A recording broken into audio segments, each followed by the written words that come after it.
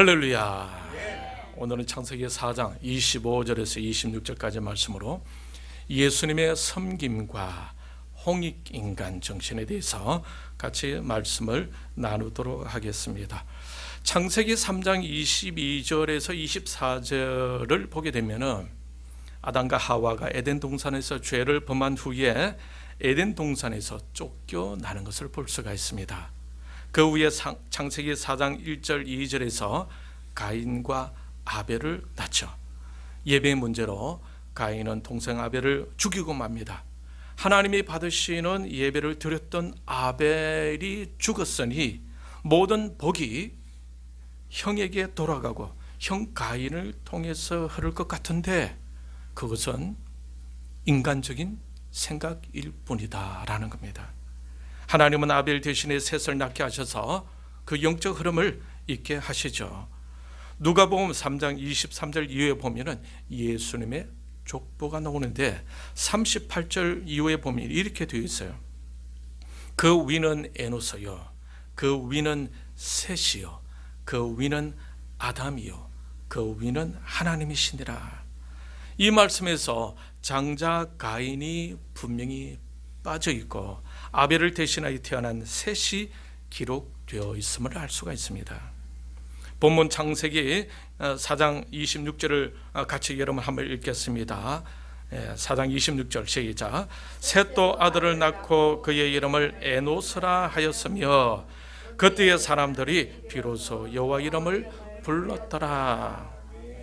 셋을 위해서 태어난 에노스 시절에 비로소 여호와 이름을 불렀다라고 하고 있습니다. 그만큼 그 당시 영적 분위기가 좋지 않았다는 뜻이 아니겠습니까? 하나님은 아벨의 영적 예배를 좋아하시는데 아벨은 육의 사람 가인에 의해서 죽고 말았어요. 아벨의 그 영적 흐름을 셋과 에노스가 이어받고 있었던 겁니다. 이런 영적 흐름이 가인의 후예들과 다르게 오늘까지 흐르고 있는데 저와 여러분에게도 흐르고 있는 바로 그 복음입니다.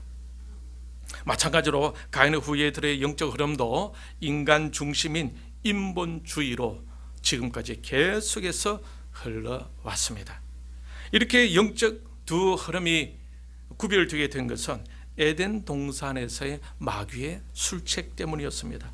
하와를 통해 하나님의 명령보다 자신의 명령을 따르게 한 이후부터 이 세상은 마귀의 영향력 아래에 들어가게 된 거예요. 결국 노아 시대에 이르러서는 하나님이 더 이상 참을 수 없는 상태가 되죠. 그래서 일어난 일이 무엇입니까? 노아 홍수 사건입니다. 창세기 4장 16절 24절 말씀을 근거해 볼 때에 가인의 자손으로 인해서 그 당시의 문명이 상당히 발달되고 있었음을 알 수가 있어요. 창세기 4장 20절을 보게 되면 라멕의 아내 아다가 낳은 야발을 통해 장막에 거주하고 가축을 치고 있는 것을 볼 수가 있죠. 그리고 21절에 야발의 동생 유발을 통해서는 수금과 퉁소 등 악기를 다루고 있었음을 알 수가 있습니다. 그리고 라멕의 둘째 아내 실라가 낳은 두발 가인은 22절에 보면은 구리와 쇠로 여러 가지 기구를 만들었다라고 하고 있습니다. 여러분, 이 말씀은 그 당시에도 문화와 문명이 발전하고 있었다는 증거가 아니겠습니까? 창세기 5장 28절 위에 보면은 노아가 태어나요. 그러니 노아가 살던 당시에도 문화와 문명이 오늘날과 같지는 않겠지만은 발달하고 있었습니다. 이때 인간이 사용하던 말은 어떤 말이었을까요? 어떤 말을 사용했을까요? 어떻게 정보를 주고받고 서로 간에 소통을 하고 있었을까요? 그런데 오늘의 주제는 이것이 아닙니다. 아무튼 그 당시에도 그와 같은 문화와 문명이 존재했을 것이다 라고 추정을 해보는 거예요. 조금 전에 보았던 창세기 4장 20절 이후를 근거해 볼 때에 충분히 그렇게 생각할 수 있지 않겠습니까? 그런데 창세기 7장부터 노아 홍수 이야기가 나옵니다. 우리가 알고 있는 이 홍수는 지역적인 그런 홍수가 아니죠. 전 인류적인 홍수, 전 지구적인 홍수입니다. 우리는 그렇게 믿고 있죠. 창조론과 기독교 세계관으로 활동하고 계신 양성훈 교수도 그렇게 기록하고 있습니다. 이때 발달하고 있던 문화와 문명은 노아 홍수 이후에 어떻게 되었을까요? 우리가 성경적인 근거로 추정할 수 있는 것은 그동안 발전해 왔던 당시의 문화와 문명의 흔적들은 홍수로 인해서 다 사라졌을 것이다 라는 겁니다. 그나마 그 당시의 문화와 문명이 다음 세대로 전달될 수 있었던 것은 바로 노아의 자녀들을 통해서였다라고 우리는 말할 수가 있겠죠.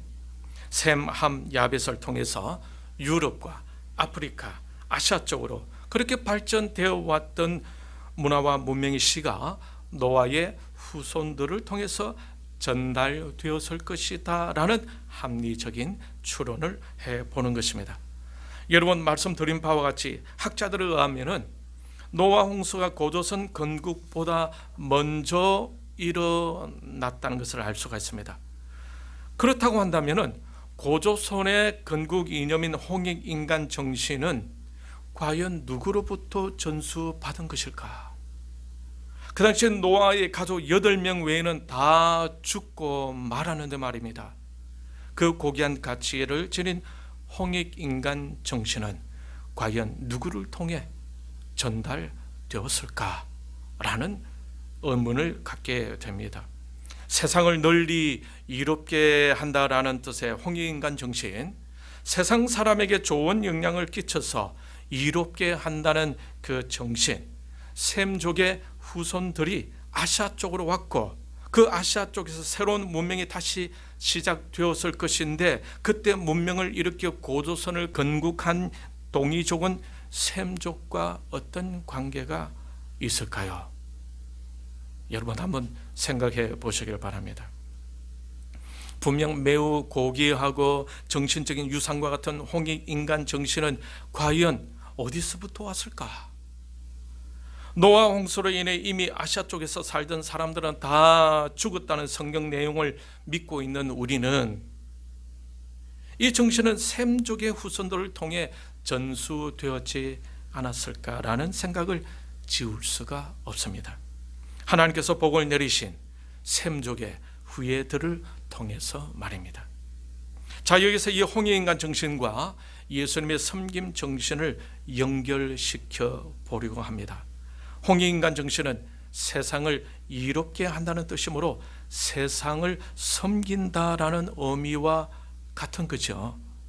그런데 예수님은 마가복음 10장 45절에서 이렇게 단도직입적으로 말씀하고 있어요.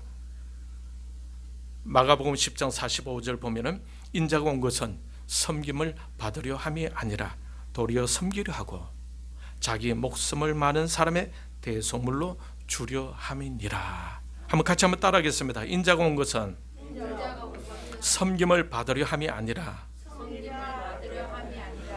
도리어 섬기려 하고 자기 목숨을 많은 사람의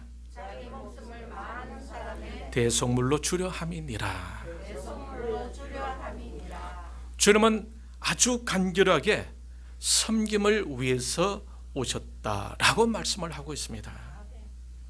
홍익인간에서 나타난 뜻처럼 세상 사람들을 이롭게 한다는 이것은 가장 최고의 가치, 가장 궁극적인 가치라고 생각됩니다. 먹고 자고 마시는 것도 홍익인간을 위한 것이라는 거죠. 일하고 활동하고 운동하는 모든 것을 통해서 홍익인간이 실현되어져야 한다라는 겁니다. 자신이 소유하고 있는 모든 것도 이 홍익인간을 실현하기 위한 것이다라는 거죠.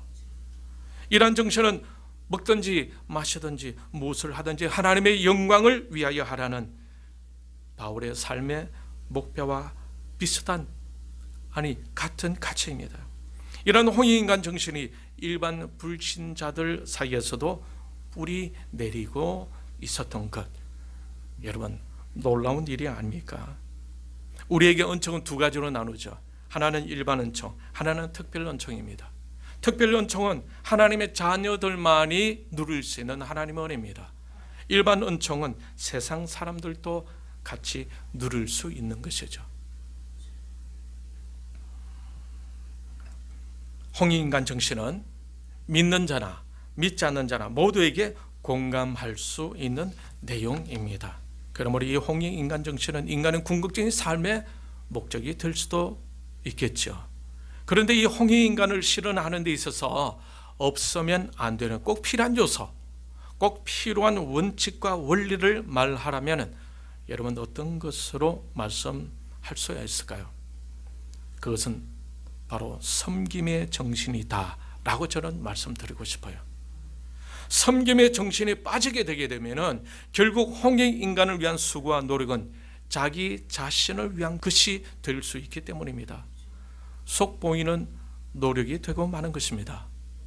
홍익인간이라는 정신을 이용하여 남을 부려먹는 수단이 될 수도 있어요. 오늘날에 이런 모습을 많이 볼 수가 있습니다. 예전에 문재인 대통령 주변 사람들이 아주 소박한 웃음과 소박한 옷차림으로 국민들에게 얼마나 많은 위안을 주었습니까?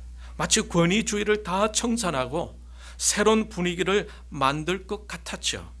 그런데 국민을 위한 진정한 섬김의 정신이 빠진 안고 없는 찐빵과 같았다라는 거예요. 결국 겉으로는 소탈하게 웃었지만은 적폐청산이라는 명목으로 나라를 엉망으로 만들었고 속으로는 다 한탕 해 먹었습니다. 태양광부터 해서 잼버리 그리고 조국 가족을 통해서 비윤리적이고 비도덕적인 모습들이 적나라하게 다 드러나고 만 것입니다. 이것은 홍익인간 정신과는 정반대의 모습이 아니겠습니까? 왜 이런 현상들이 일어나게 될까요? 그들 속에는 진정한 섬김 정신이 부재되었기 때문입니다. 마치 진짜 국민을 섬기고 있는 것처럼 보이고 있었던 거죠. 거짓이 진짜인 것처럼 보였습니다. 이러한 현상을 현대 철학자 장 보드리아르는 하이퍼 리얼리티라고 이렇게 불렀어요. 오늘날 이 시대는 하이퍼 리얼리티 시대라는 겁니다. 가짜가 완전 진짜처럼 보이게 하는 시대라는 겁니다. 이런 시대적인 분위기를 통해서 가짜가 판을 치고 국민을 우롱하고 있었던 겁니다. 그들은 국민을 섬기는 척 했죠. 그러면서 엷은 미소를 보이며 소매를 긋고 아주 소박한 척 했습니다. 그런데 뒤에는 무엇을 까고 있었습니까? 호박씨를 까고 있었어요. 나라는 엉망이 되고 말았습니다. 자기들 주머니는 채워서는지 모르지만 나라의 국가는 비우고 있었던 겁니다. 대중매체를 통해 이런 진짜 같은 가짜 모습들을 통해 마치 국민을 진짜 섬기고 있는 것처럼 보이고 있었고 국민들은 순전하게 그것을 믿고 속아왔던 것입니다. 이것은 홍익인간 정신과는 너무나 동떨어진 모습입니다. 세상을 이롭게 한 것이 아니라 자기들 무리들의 배만 채우고 있었던 거예요. 우리 예수님은 무엇을 위해서 오셨습니까? 섬기러 오셨어요. 그 섬김을 위해서 죽으셨어요. 주님은 이 땅에 머무실 때도 누울 곳이 없었다고 하지 않습니까? 죽으신 이후에도 남겨놓은 유산도 없었습니다. 오직 남겨놓으신 것이 있다면 그것은 저와 여러분들에게 감동만을 남겨주신 것입니다. 우리를 너무 사랑하셔서 죽기까지 섬기셨기에 이 소식을 들은 사람들의 감동을 받고 그 예수님을 믿게 되었던 것입니다. 그 결과들이 바로 오늘 저와 여러분들인 것입니다. 그런데 우리 주님의 섬김은 십자가에서 볼 수 있듯이 헌신과 희생이 있는 섬김입니다. 자신은 죽고 우리를 살려주신 거예요. 이것은 사랑이죠. 이 사랑의 엑기스가 바로 긍휼로 나타난다고 표현하고 싶습니다. 사랑한다고 우리는 말로는 표현할 수 있죠. 그런데 주님의 마음이 잘 표현되는 단어는 어떤 것일까라고 생각해 보면은 저는 긍휼이라는 용어가 아닐까라고 생각해 봅니다. 긍휼이라는 단어 속에 주님의 마음이 담겨져 있는 것 같습니다. 섬김이 참 섬김이 되기 위해서는 예수님의 긍휼하심으로 시작될 때 온전한 섬김이 되지 않을까요? 오늘날 우리에게 필요한 것은 바로 긍휼이 묻어있는 섬김이 아니겠습니까? 이러한 섬김은 다른 영혼들에게 감동을 주고 충격을 주고 일어서게 하는 에너지를 불어 넣어줄 수 있는 것이라 믿습니다. 그렇다면 이러한 긍휼은 어떻게 해야 우리 안에 머물게 할 수가 있을까요? 그것은 복음 안에서 예수님을 진하게 만나야 합니다.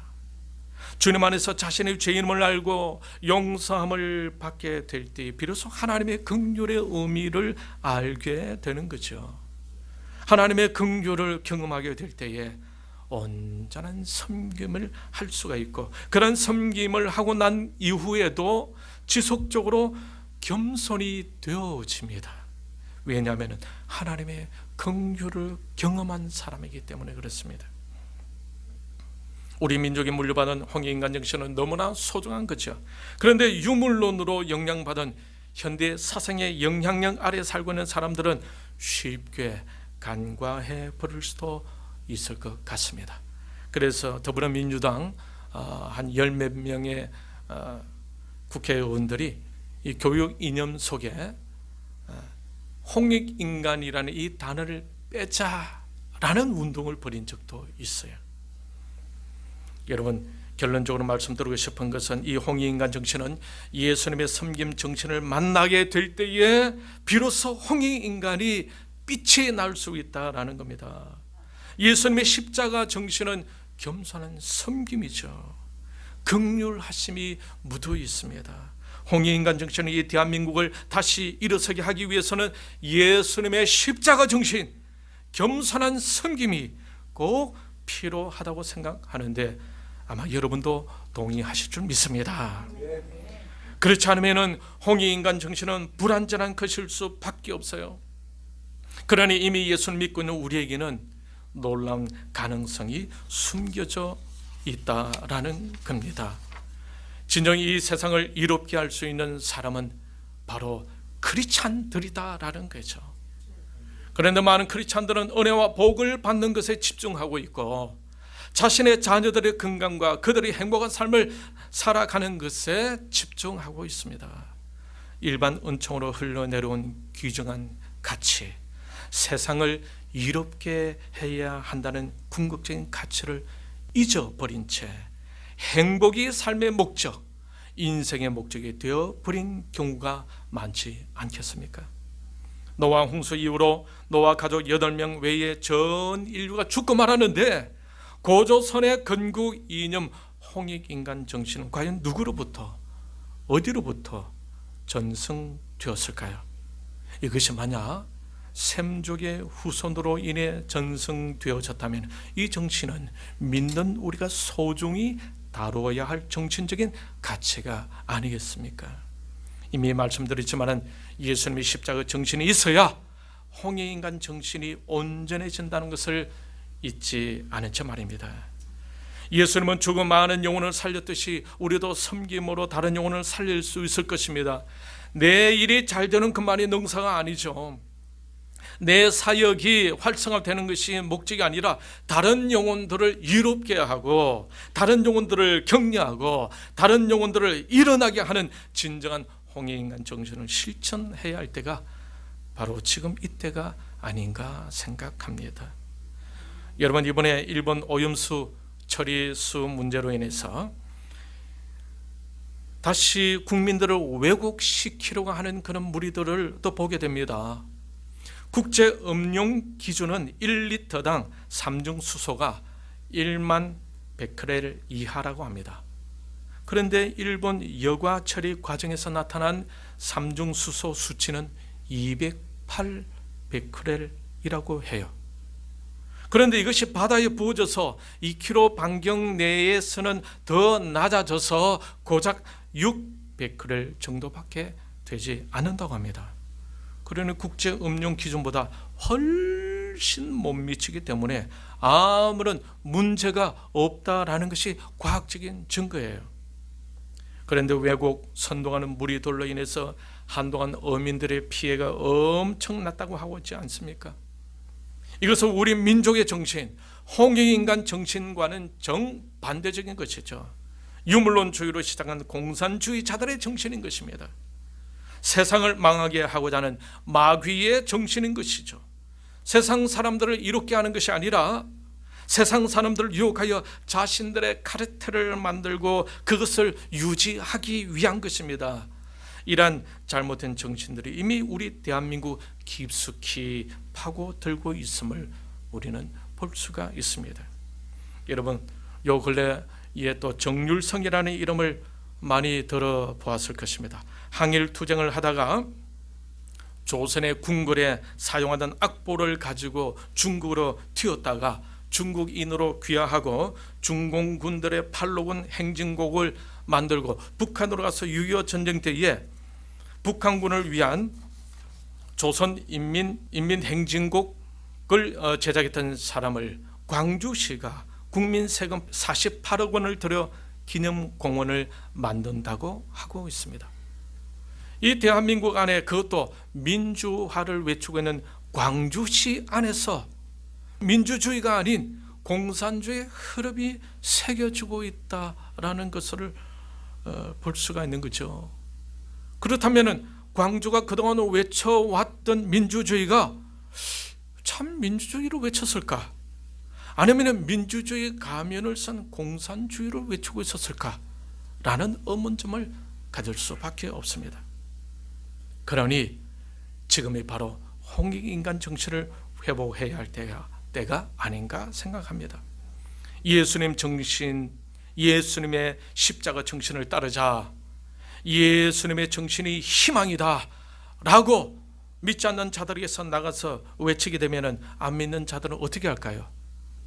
바로 즉시 거부감을 가져다 줄 수 있을 것입니다. 그러니 믿는 우리가 셈족 후손들을 통해 전성되어져 내려왔을 홍익인간 정신을 강조하면 안 믿는 자들은 어떻게 할까요? 그들도 반응을 보였죠. 그래요. 세상을 이롭게 하는 사람이 되어야 되지.